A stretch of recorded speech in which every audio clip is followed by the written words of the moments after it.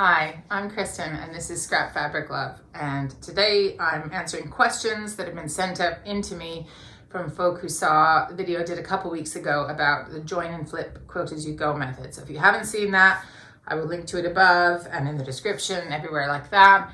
But basically it's what I think is a simple joining method. So here's just a quick recap of what we covered last time. So I was using the two sides of an orphan quilt block to represent row 1 and row 2 of a quilt. So I'm putting them right sides together. Then I'm adding batting to either side of that. And then I'm putting the backing fabric. So I've cut both the batting and the backing fabric the same size as my rows. And I'm putting the backing fabric right sides together and putting that underneath this whole stack of quilt sandwich, essentially. Then I'm stitching through that with a 1/4 inch seam along the edge. There are variations in the video from last time. If you don't like having the batting in the seam, there's another option where you can leave that out of the joining process and slip it in later. So you can go back and watch that if that's something you're interested in. And then you flip it open and it's joined. So I think the fact that I didn't actually show the quilting for this sample in that video, I was just talking about it, and I used a quilt block rather than a whole row to represent a row, confused a few people about when the quilting actually happens. So I'll come back to that. But in the last video as well, I also had an example where, let's say you've quilted your blocks with your batting already, and then you want to join your rows together using the same joining method. So I just demonstrated that you could join it in exactly the same way. It's just that you've already quilted through the quilt top and the batting. And again, folk had questions about the backing and if that ever gets quilted, when it ever gets quilted. So I'm going to try and chat through all of those questions now. So that was the recap. Now the questions. The first batch were all about the quilt backing. So in that second example, I don't quilt through the actual backing fabric. So folk were concerned about that. Some of them were wondering about whether you need to quilt through that backing, and others didn't like the look of it. So first of all, I'm going to reassure you, you can quilt through it if you want to, but first I'm going to answer the do you need to question. And the answer is no, it doesn't need to be. So the thing that needs to be quilted is your batting. And you need to look at the packaging or wherever you bought your batting to find out how dense your quilting lines need to be. So some types of batting will say 4 inches apart, some will say 8 inches apart. They can be really, really different with how much quilting you need to secure it. So that's the only thing that needs to be quilted. So this, where I've just quilted the front and the backing, that has achieved what the packaging for my batting is telling me I need to do.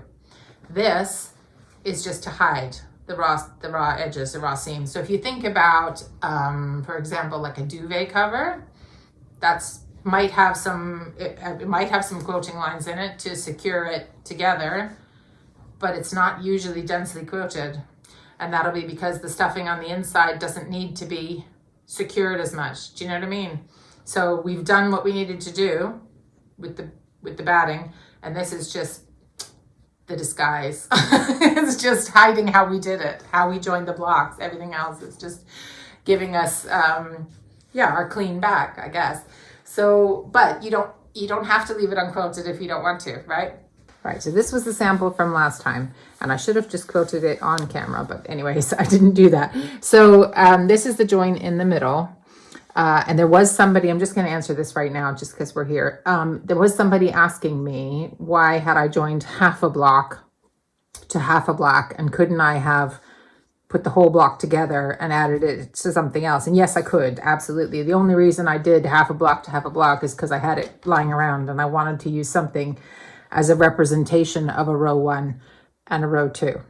Okay, so there was no reason why I was using half the block. I was also wanted to show you, I guess, that you could meet the points even with this joining method. But anyway, right, I digress.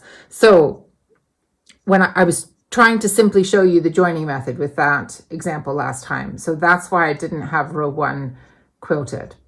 So normally if I was going to do something with really simple lines like this, and I wanted the whole thing quilted pretty much the same, I would have quilted row 1 first, like this, then did my join. So this wouldn't have been quilted. I would have had a loose back here so that I could then flip it open. And then I would quilt row 2. And then I'll show you what we're going to do after that with the bigger quilt that I used last time. So this is the third example, the whole quilt example from the end of the last video. So if you watch that. So I was joining each row, and as I joined each row, so here's the join line in the back, that's this one here. I was choosing how much additional quilting I wanted to do on these rows. So I quilted either side of the ditch, and then I joined the next one, and the next one, and the next one, because my batting can take the quilting being this far apart. So this is a baby quilt. I just wanted it to be cozy, so I don't need to do extra quilting. But if you wanted to, you could. But you can only quilt, so you can quilt row 1 whenever, because that's the first one. But row 2 needs to have a loose backing. Hang on, let me show you this. So row 1 could be quilted whenever. Row 2, we need to leave this flippy-floppying around so that when we open it up, we're hiding these seams inside, right? So we need that. So then once we've done that, then I can quilt this row, same as I did this one, right? And then I join another one, so like this one, and then I can quilt that one once I flipped it open, you know, as long as the backing's the way it's supposed to be, right? And then I just keep going and going and going. And so then it becomes a case of what can you physically manage pushing through your machine to add those additional quilting lines. So the first 2 rows are going to be easy because it's just a small bit, right? But when you get to the end, even though, so it would be over here, right? Like it would be over here like this, right? So even though it's maybe supported by a table or something like that, you're still physically having to push it through the machine to add those additional quilting lines, right? It would be going the other way, I know. Anyway, so for some people, that's really hard.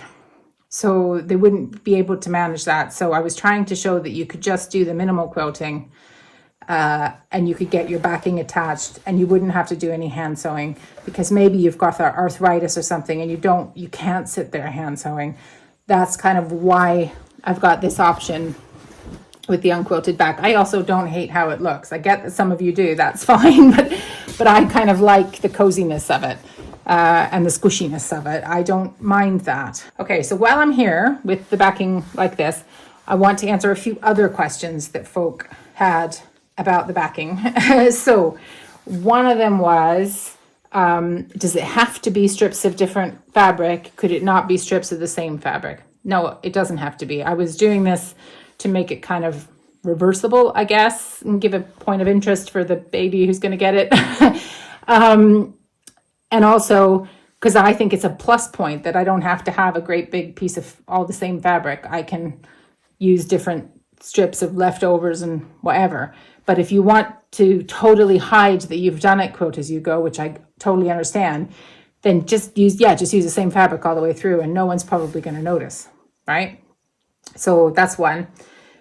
Other question was about whether it stays smooth. So this has been folded in a box. I just took it out to show you this was supposed to be going off in the post. So it probably is a little bit wrinkly, but you could press it, you know, I don't know. And I don't mind that. And anyway, it's kind of personal taste. So this is what it looks like after being folded in a box. So maybe you don't like the look of that. And then there was other questions about whether it was better done with pre-washed fabrics. That's honestly not something I pay attention to. This one will have been pre-washed because it's an old sheet. So somebody will have used that before and these won't. And the whole thing has been washed and I am happy with it. But I'll just go back to me sitting on the sofa and explain something to you about why we might have different opinions about the back of this quilt. So the other thing I want to say about that with the backing and how it looks when it's not quilted is, I get that some of you are probably coming to me fresh just for these Quilt-As-You-Go videos, but so if you've not seen the channel, you wouldn't know this, but I am not a precision quilter. I don't pin a lot. I'm not a perfectionist. I'm more a kind of, what would happen if I did this? Let's do it now kind of a quilter. So, so if you see an example of something I've done and the backing it looks like there's a ripple in the seam or something that you don't like that, just kind of keep in mind you could probably do it way better. If precision is your middle name, it will still be when you use this method, and you can come up with a different result. So I would always say just try it on a sample and see how it goes. So as an example, this double orange peel quilt was made with the join and flip method, although I wasn't calling it that at the time. So I'm showing you pictures of the front and the back. It's not a perfectly made quilt, but I really love it. I think it's really comfy and I really enjoy using it. So we're all going to have different standards as far as all of that goes.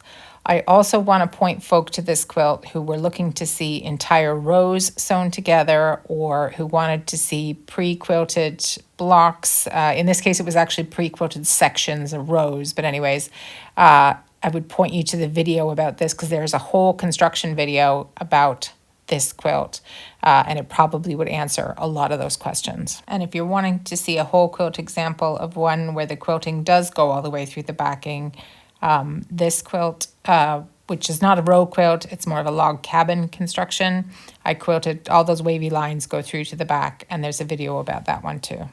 Although for that one, I am going on about serger seams and how I found the method. So just ignore that bit and fast forward to the bits that you want.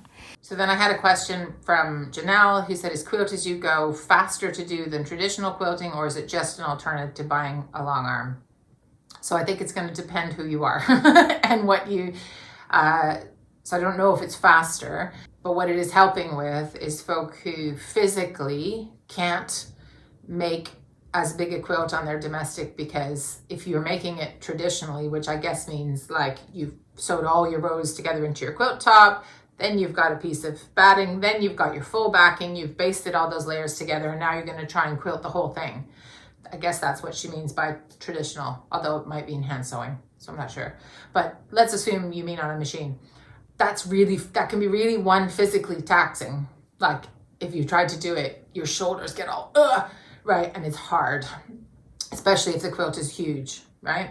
And even if you would, I guess, customary wisdom for that kind of quilt would be that you would start in the middle and then work your way to one side and then to the other side. But if your quilt is big enough, it still might be hard to get that one half of the quilt underneath the throat space of your machine. So it's more about allowing you to make bigger quilts rather than trying to make something faster. And obviously a long arm is another way to do that, but that's kind of really expensive for lots of people to own, or even for, the cost of sending it out can also be quite expensive.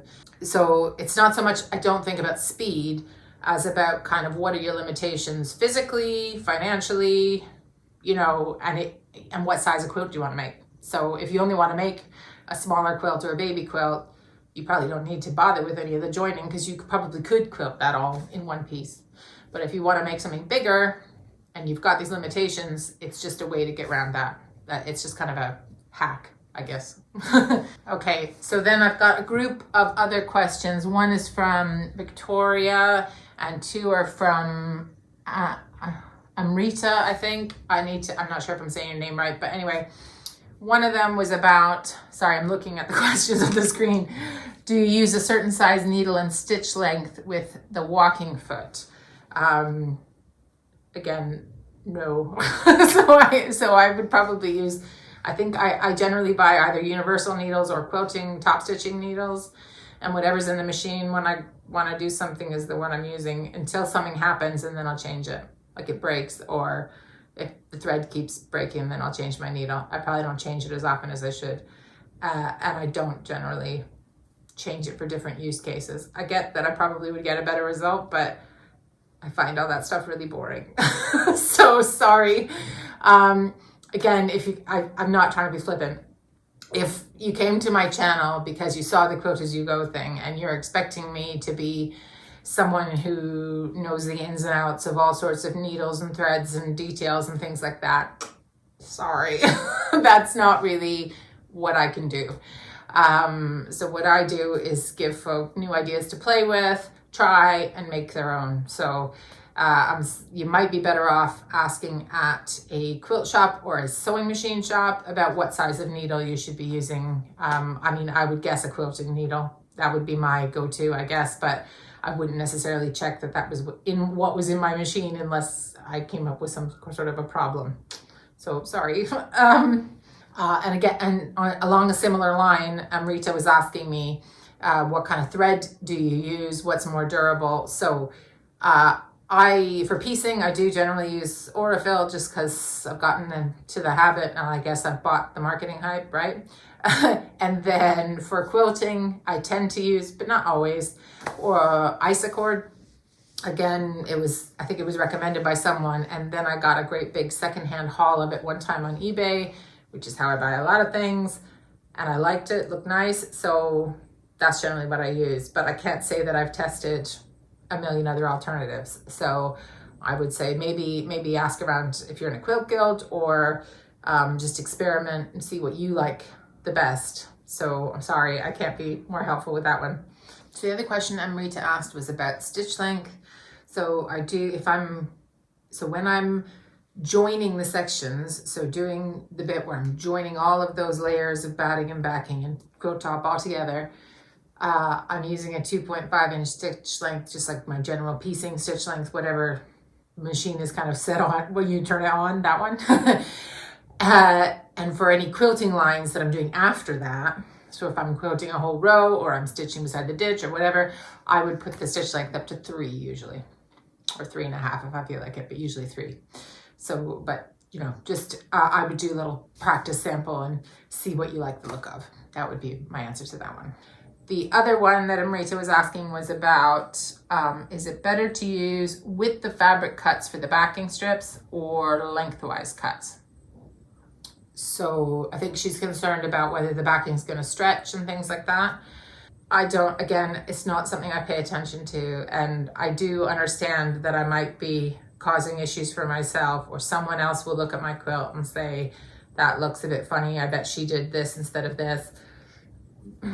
But I come to my quilting for fun, to make something I like to visually look at, and I don't like to think about things like that, so I don't. So I can't give you advice. I've probably used both. I've not noticed an issue, and I would again suggest experimenting yourself with some fabric you don't care about on maybe a smaller scale and see if you can see the difference. There might be one. I'm not saying that there wouldn't be one, but I've just not paid attention to that myself. Okay, Margaret asked, could you show how to add sashing to Quilt-As-You-Go, please? Okay, so this method isn't really about the sashing. There's lots of other methods on other channels, and even in the one I did years ago about the 7 different methods, some of those have sashing, and Quilt-As-You-Go often uses the sashing or joining strips as a functional thing. It's what joins the 2 bits together instead of this method that I've just shown you. However, if you really want to use this joining method and you want sashing, I would probably include that in your block before you've joined it into your rows. So you've got your block, and then you add whatever it is, 2-inch sashing all the way around, almost like a border or whatever. And then you just continue as the rest of the process, with your sashing already included. The other thing you could do would be just put the sashing in between your blocks in your row. So if you're joining a row at a time, put your sashing in between, and then if you want to, you could make a separate section in between your rows. So a separate bit of fabric that you join with a separate piece of batting and a separate piece of backing. And that could be the sashing between the rows. Do you know what I mean? But that's probably starting to overcomplicate it. So I would either include it in your rows as is, so that you're joining less things, or go check out one of the other methods where sashing is used to do the actual joining.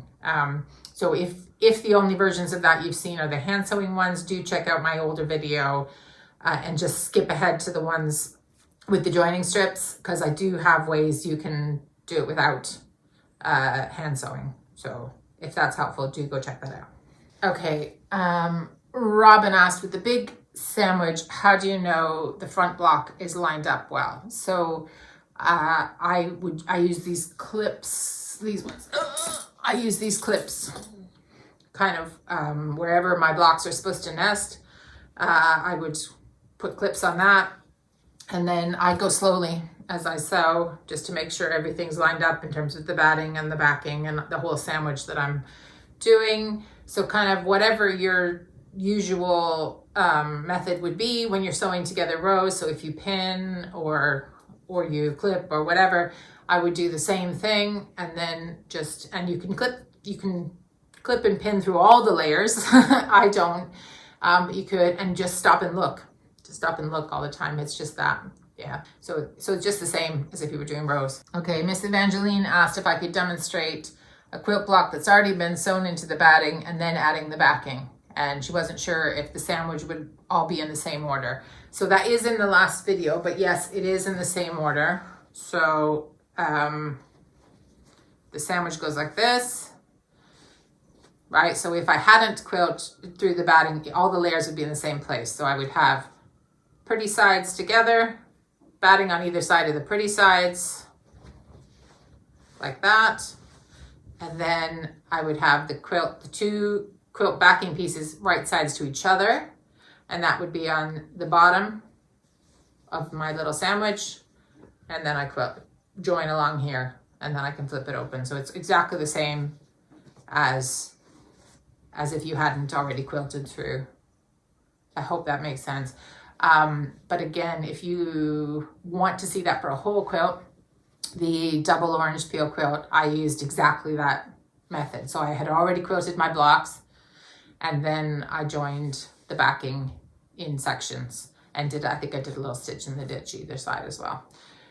So you can go back and look at that one. Okay, Carol said, I found it very confusing. You didn't show how to put the next blocks together. I'm sorry, it was confusing. So I was just kind of showing you how to join two sections. As you continue on, you just join the next section the same way as we did before, with everything moving to the left. So if I had, what's the best one? I don't know. So this for example is a row of 3 blocks, and this is a row of 3 blocks, and I've attached them using this method, right?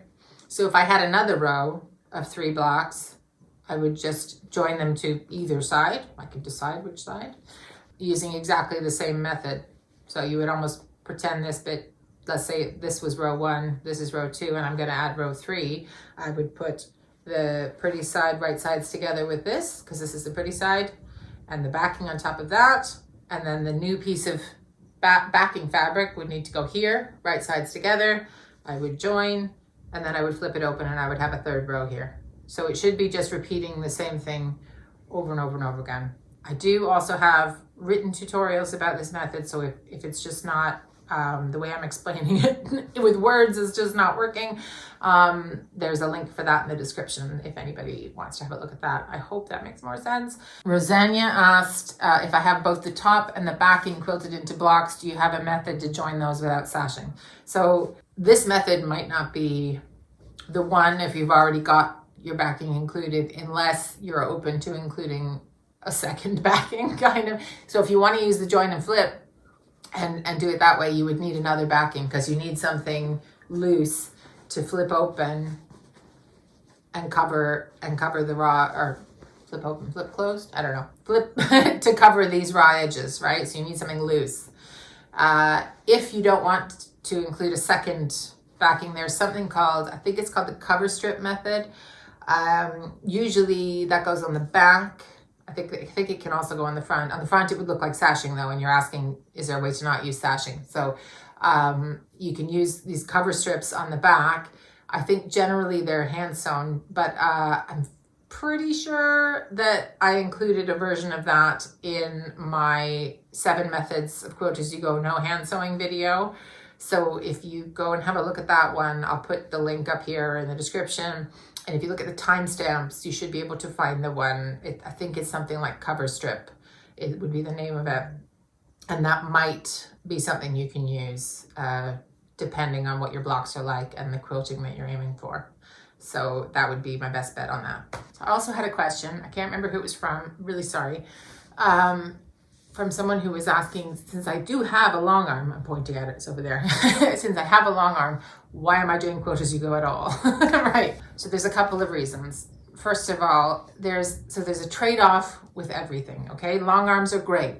You don't have to baste things on the floor. You don't have to use pins. You don't have to do any of that stuff. But you do have to learn how to attach it on the frame. You have to stand up while you're quilting, unless you have, maybe some people have chairs with a long arm, but I don't have one, so I have to stand up.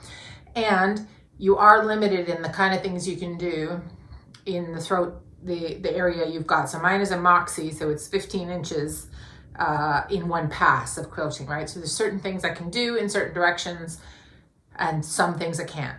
Like, I'm not going to try and explain it all, but like, there's still, even though it's a long arm, and if you don't have one, you think that means you can do anything you want, there's still limitations and parameters and things you can do. That. So for example, on a domestic, if you can handle it physically, you could scrunch it through your throat space. You could spin a quilt in a circle, right?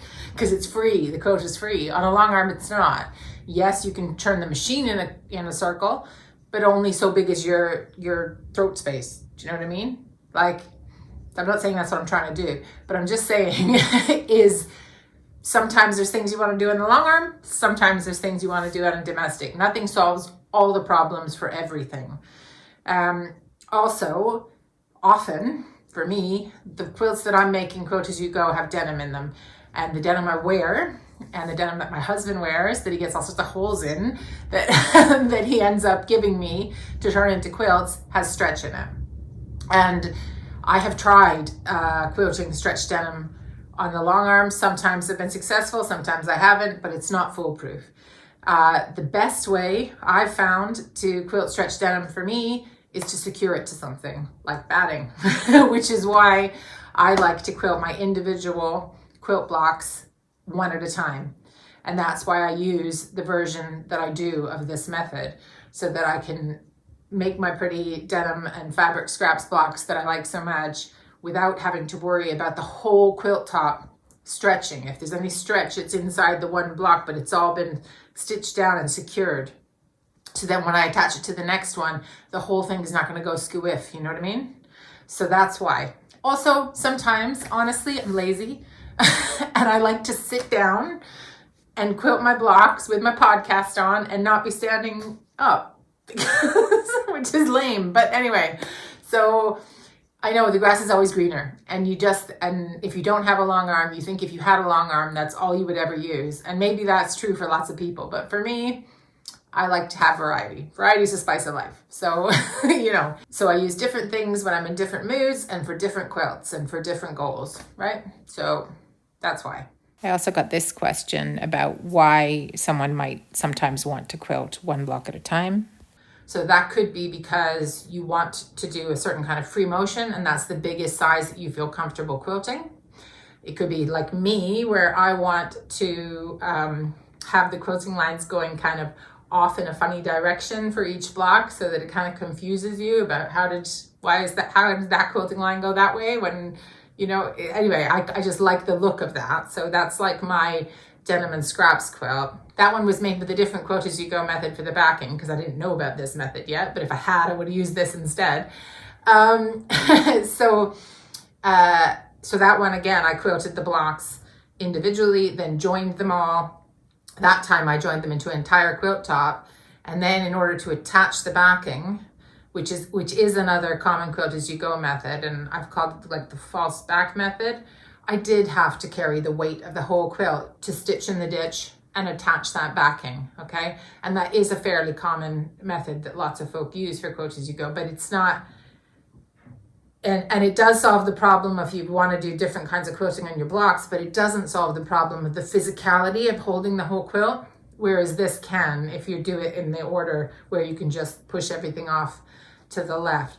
So somebody did ask me in the questions what was my favorite version, because I showed so many versions of this, of how to use this method, and my favorite is the one where you quilt the blocks one at a time, and you join them, and then you just use the join method to attach that section of backing as you move along. So, which means that if I'm making a big quilt, I'm limiting the amount of time that I have to handle the whole quilt. So let's say I had a quilt with 6 sections or 6 rows or whatever, that I'm only having to do that, to push the whole quilt through the machine, even just this way, which can still be heavy, right? So many times just for the join, or maybe, and there's examples I've shown on the channel where I would stitch either side of the ditch as well. But I don't usually, in that instance, when I have already quilted the blocks, go back and add additional lines to quilt the backing on. I could, but I like the look of it on the back. I don't think I know folk have said it looks loose. It doesn't look it to me. It looks comfy to me. So that's kind of, but you don't have to do that. So even if you have quilted your blocks individually, if you can handle physically pushing the quilt through the machine again to add additional lines and put your backing on, you can absolutely do that. No problem at all. So you can adapt this to whatever you want to do, basically. So I hope that if you sent in a question that I got it in there and I've managed to answer it. If not, do put your questions in the comments. I'm happy to answer those. I think the key thing that I would say with all of this is that any Quilt-As-You-Go method is going to solve one problem for one person and create a problem for somebody else. So it depends on your taste. You know, do you like sashing strips? Do you not? Do you like sitting and finishing off your quilt and hand sewing it at the end, or do you not? Can you physically take big sections of quilts or not? What kind of quilting design do you like?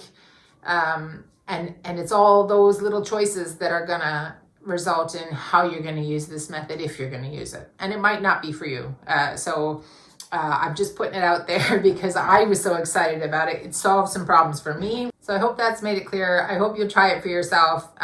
Experiment with some orphan blocks, or which is all I was doing with all these samples. Blocks you don't really care about, and just see how it goes. And if you do have questions after this video, feel free to comment below and I will do my best to answer them as quickly as I can. Thanks so much for spending time with me, and I hope to see you again next time. Bye.